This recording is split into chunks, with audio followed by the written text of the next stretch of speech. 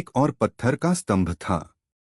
पहली नजर में वह अन्य पत्थर के स्तंभों से अलग नहीं लग रहा था, लेकिन ध्यान से देखने पर कोई देख सकता था कि उस पत्थर के स्तंभ की सतह पर एक हल्का सा पंजे का निशान था। उसका आकार एक औसत पृथ्वीवासी की हथेली जितना था, लेकिन उसमें केवल 4 उंगलियां थीं। वह छाप पत्थर के स्तंभ में गहराई तक धंसी हुई थी। पंजे का निशान, लो फेंग ने कहा। किसने ऐसा पंजे का निशान छोड़ा होगा? इस अग्नितूफान में तो साधारण यूनिवर्स मास्टर भी अपनी ट्रू ट्रेजर आर्मर के साथ पूरी तरह जलकर मर जाएंगे। यहाँ कौन आ सकता है? लो फेंग भीतर ही भीतर उलझन में था। टिल्टेड पीक सेक्टर की मुख्य पर्वत चोटी का प्रवेश द्वार उस क्रॉस सेक्शन की दरार में था, और लो फेंग रहस्यमयी जल डोमेन की धारा के विरुद्ध यात्रा करते हुए पर्वत के भीतर प्रवेश कर चुका था। अपनी स्थिति के आधार पर उसने अनुमान लगाया कि वह टिल्टेड पीक सेक्टर की मुख्य चोटी के निचले क्षेत्र में होना चाहिए, ऊपर से नीचे तक, टिल्टेड पीक सेक्टर के और भी भीतर। यह निश्चित रूप से कोई साधारण क्षेत्र नहीं था। मानव जाति के अभिलेखों में इस पत्थर के स्तंभ के बारे में कोई जानकारी नहीं थी, जिससे यह पुष्टि होती थी कि यह स्थान असामान्य था। यहाँ तक पहुँचने के लिए कोई असाधारण महान अस्तित्व ही हो सकता है, इसलिए यह शायद किसी यूनिवर्स सुप्रीम बीइंग द्वारा छोड़ा गया होगा, लो फेंग ने अनुमान लगाया। स्टार टॉवर उस पत्थर के स्तंभ की ओर उड़ गया। तिल के दाने जितना छोटा होकर स्टार टॉवर ने पंजे के निशान का अत्यंत सूक्ष्मता से निरीक्षण किया। पंजे के निशान के बीच की बजरी। लो फेंग की आंखें चमक उठीं। पंजे का निशान असंख्य कंकड़ों से बना हुआ था, और जिस क्षेत्र पर वह उकेरा गया था वहां घनी बजरी जमी हुई थी। वे अनगिनत कंकड़ हल्के से अपवर्तित होते अंतरिक्ष में अत्यंत सुंदर लग रहे थे, लेकिन बीच में वे एक विशेष आभा छोड़ रहे थे, एक ऐसी आभा जो काफी दुर्लभ थी। अंदर जाकर देखते हैं। स्टार टॉवर का शीर्ष हल्के से उस बजरी को छू गया। छुआ। पूरा का पूरा स्टार टॉवर तुरंत ही उस बजरी के भीतर मौजूद एक अंतरिक्ष में खिंच गया। बजरी के भीतर पाए गए उस अंतरिक्ष में आसपास का तापमान बहुत कम था, लगभग किसी तारे के कोर जितना ठंडा। बाहर की दुनिया की तुलना में, जहां तापमान यूनिवर्स मास्टर की दिव्य शक्ति तक को जला सकता था, यह काफी सहनीय था। शुआ। मोशा बॉडी अचानक प्रकट हुई और स्टार टॉवर उसके कंधों पर आकर टिक गया। यह अंतरिक्ष। मोशा बॉडी ने चारों ओर देखा। एक नजर में ही वह विशाल अंतरिक्ष मृत्यु सन्नाटे से भरा हुआ था। अंतहीन पर्वतशिलाओं से बने पहाड़ और विशाल भूमि के अलावा वहां कुछ भी विशेष नहीं था। इससे पहले भी लुओ फेंग रेत के एक कण के भीतर के अंतरिक्ष में गया था, और वहां भी यही मृत्युसी शांति थी, कुछ भी खास नहीं। यह बजरी का टुकड़ा स्पष्ट रूप से अलग है। मुझे विश्वास नहीं होता कि यहाँ कुछ भी विशेष नहीं होगा। गोल्डन कंट्री, लो फेंग ने मन में आदेश दिया। अंतहीन धुंधली सुनहरी रोशनी एक पल में पूरे अंतरिक्ष पर फैल गई। लेकिन उस अंतरिक्ष के भीतर की चट्टानी भूमि और पहाड़ों में कुछ भी असामान्य दिखाई नहीं दिया। टिल्टेड पीक सेक्टर की पर्वतशिलाएं बहुत विशेष थीं। पहली बात, वे अत्यंत कठोर और मजबूत थीं। यदि कोई पूरी शक्ति से भी उन्हें नष्ट करने की कोशिश करता, तो क्षतिग्रस्त क्षेत्र जमकर फिर से अपनी मूल अवस्था में लौट आता। दूसरी बात, दिव्य शक्ति, क्षेत्रीय दबाव, लगभग हर चीज के प्रति वे लगभग अभेद्य थीं। लेकिन इस बजरी अंतरिक्ष के भीतर की चट्टानें और पहाड़ बिल्कुल साधारण लगते हैं। ये तो सामान्य पर्वतशिलाएं हैं। असल में विशेषता इस बजरी अंतरिक्ष में ही है। मोशा बॉडी के चेहरे पर प्रसन्नता की झलक उभरी। शुआ। एक कदम में वह हजारों किलोमीटर पार कर एक पर्वत शिखर पर पहुंचा। उस शिखर पर एक चिकनी शिलादीवार थी जिस पर अजीब सी तरंगें उठ रही थीं। उस दीवार के सामने जमीन पर दो वस्तुएं रखी थीं। एक थी हरे रंग की एक लटकन जिसकी सतह पर विचित्र पशुनक्काशी थी। दूसरी थी अत्यंत सुंदर रेशमी कपड़े का एक टुकड़ा। वह रेशम काले और सुनहरे रंगों का जटिल मिश्रण था और उससे ऐसी आभा निकल रही थी जिससे मोशा बॉडी को अत्यंत सुकून महसूस हो रहा था। ये दोनों वस्तुएं। मोशा बॉडी अत्यधिक प्रसन्न था। आखिरकार वह मानव जाति के सूचना कोश पर भरोसा कर सकता था जिससे वह कई अज्ञात वस्तुओं की पहचान कर सकता था। कम से कम उसके लिए इन दोनों वस्तुओं को पहचानना कठिन नहीं था। ये यूनिवर्स बोट की वस्तुएं हैं जो 3 सबसे खतरनाक क्षेत्रों में से एक है, लो फेंग ने उस हरे लटकन को देखते हुए कहा। कहा जाता है कि इसे रखने वाला यूनिवर्स बोट के भीतर विशेष अधिकार रखता है। खतरे कम हो जाते हैं और एक विशेष साधनांतरिक्ष भी मिलता है। यूनिवर्स बोट एक अत्यंत विशाल लेकिन क्षतिग्रस्त ग्रहजहाज था। एक क्षतिग्रस्त ग्रहजहाज को 3 सबसे खतरनाक क्षेत्रों में क्यों गिना जाता था? पहला कारण था उसका आकार। पूरा ग्रहजहाज करोड़ों प्रकाश वर्षों में फैला हुआ था और वह अनंत अराजक ऊर्जा को निगल सकता था जिससे उसके चारों ओर का क्षेत्र अत्यंत खतरनाक वातावरण में डूबा रहता था। अंदर की दुनिया तो और भी खतरनाक थी। यूनिवर्स बोट अनगिनत युग पहले प्रकट हुआ था, 2 पवित्र भूमियों के जन्म से भी पहले। उसकी उत्पत्ति कोई नहीं जानता था। इसके अलावा यूनिवर्स बोट को सूक्ष्म ब्रह्मांडों को निगलना पसंद था। क्षतिग्रस्त सूक्ष्म ब्रह्मांड अक्सर उसकी ओर आकर्षित होकर खिंच जाते और निगल लिए जाते। इसी कारण उसे यूनिवर्स बोट नाम मिला। यह क्षतिग्रस्त महाविशाल ग्रहजहाज अनंत शक्ति रखता था और साथ ही अनंत खतरों और छिपे खजानों से भरा था।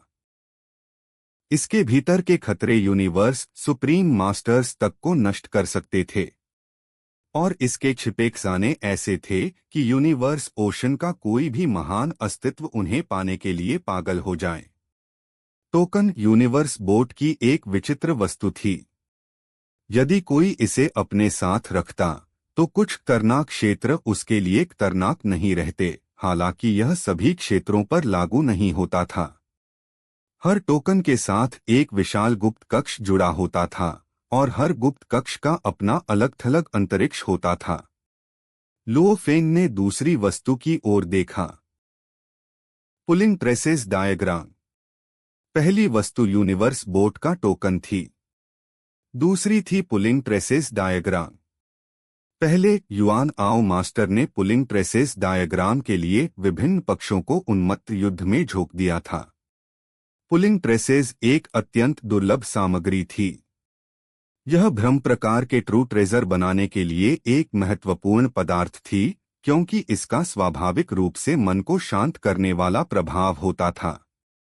लो फेंग को पहले जो टुकड़े मिले थे वे बहुत छोटे अवशेष मात्र थे, लेकिन उसके सामने यह पुलिंग ट्रेसेस डायग्राम युआन आओ मास्टर द्वारा पहले निकाले गए पूर्ण संस्करण की तुलना में यह थोड़ा बड़ा लग रहा था और इससे निकलने वाली आभा मोशा बॉडी को अत्यंत सहज महसूस करा रही थी।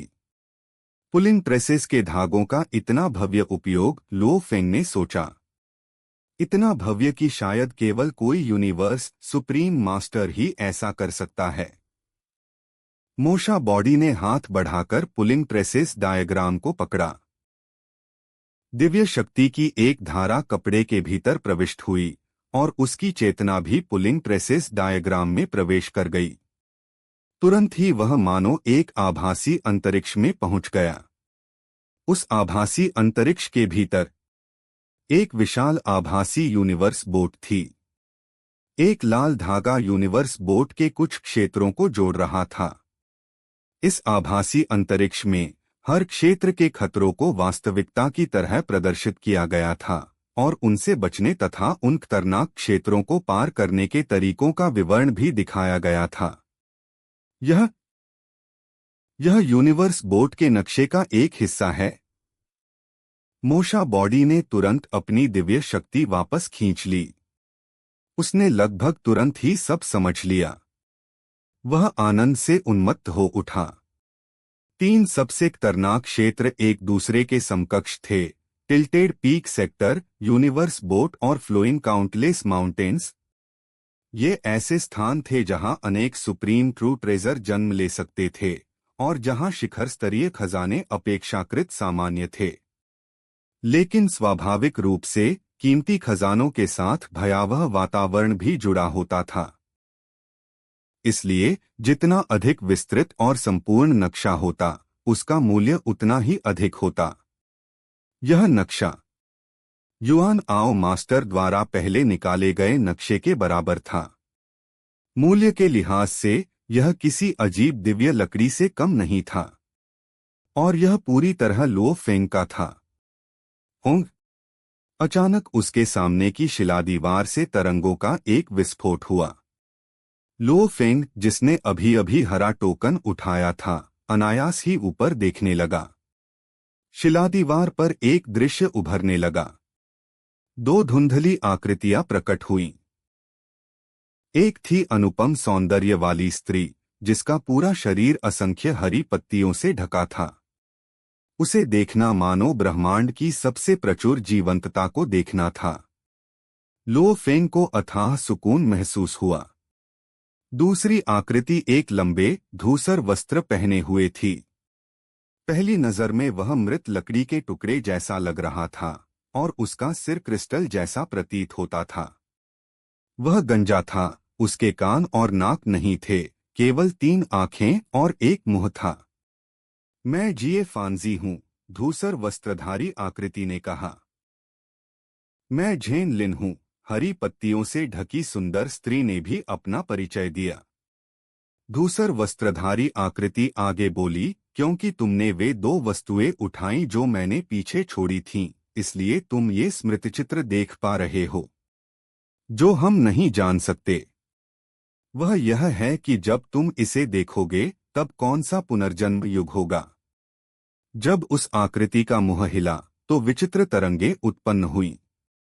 वह ऐसी भाषा में बोल रहा था जिससे लुओ फेंग परिचित नहीं था, लेकिन जब वे तरंगे उसके मस्तिष्क तक पहुंची तो वह सब कुछ स्वाभाविक रूप से समझ गया। एक हद तक भाषा की जरूरत ही नहीं थी। एक दूसरे की इच्छा शक्ति की तरंगों ने आपसी समझ स्थापित कर दी थी। कौन सा पुनर्जन्म युग, लुओ फेंग भीतर से चौंक गया।